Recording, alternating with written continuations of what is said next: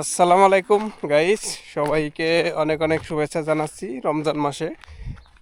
তো সৌদি আরবে রমজান মাস প্রায় শেষের দিকে, কিছুটা গরম পড়া শুরু করছে। যাচ্ছি দোকানে। আজকে 28শে রমজান, দেখি কি আনা যায় দোকান থেকে। যাচ্ছি তো। এই যে আমাদের সোহেল ভাই আসলো দোকান থেকে বাজার করে। কি নিয়ে আসলেন আজকে? আজকে ওই আলমারে দুধ, তারপর ডাল, দুধ, আদা, দুধ, ডাল, আদা না? তারপর মরিচ। মরিচ। জি। তো দুধ কি সেমাই বানাবেন? 2 দিন সেমাই পরে ঈদ। দুধ দুধ এমনি খামো দুধ। 2 দিন পরে তো ঈদ। হয়, সেমাই আনেন নাই? সেমাই আনবই দে আর কালকে আনতারি।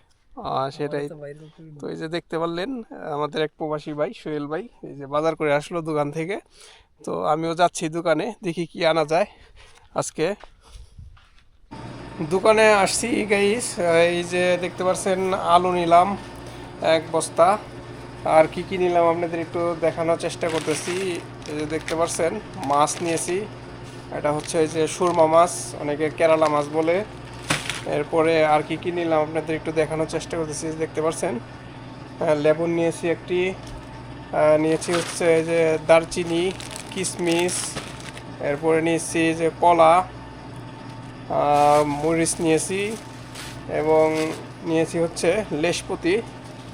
তো এগুলোই নিলাম মূলত। আমার সাথে আছে আজকে রাজুদা। এই যে রাজুদা আসছে পরে। তো রাজুদা কী কী নিল আপনাদের একটু দেখানোর চেষ্টা করব। প্রবাসীদের বাজার। তো অনেক দিন পরে রাজুদা আমার সাথে দোকানে আসছে, এই দোকানে বাজার করতে। তো রাজুদা কয় দিনকার বাজার করলেন আজকে? আমি 3 দিনকার বাজার করি। 3 দিনকার বাজার। তো কি কি বাজার করলেন আজকে, কি কি নিলেন? আমি নিলাম 1 বড়ি আলু নিলাম, হ্যাঁ, 2.5 কেজি মতন। 2.5 কেজি আলু। হ্যাঁ। পরে আর আর এক প্যাকেট সয়াবিন নিলাম, সয়াবিন গোটা, যেটা ওই সবজির মতো খায় আর কি। সবজির মতন খাবো। আহ, হ্যাঁ। আর কি নিলেন? আর আদা রেগ নিলাম, আদ্রক, আদা। আদা রেগ। আর কি? আর মির্চি নিলাম, মরিচ। মরিচ।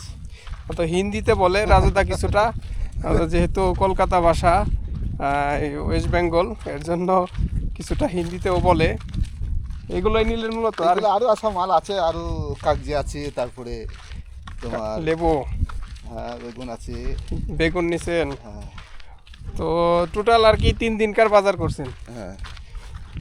তো এই যে বাজার করা শেষ, আমরা যাচ্ছি এখন রুমের দিকে হেঁটে। আর আজ এসে আবার 3 দিনকার বাজার করব।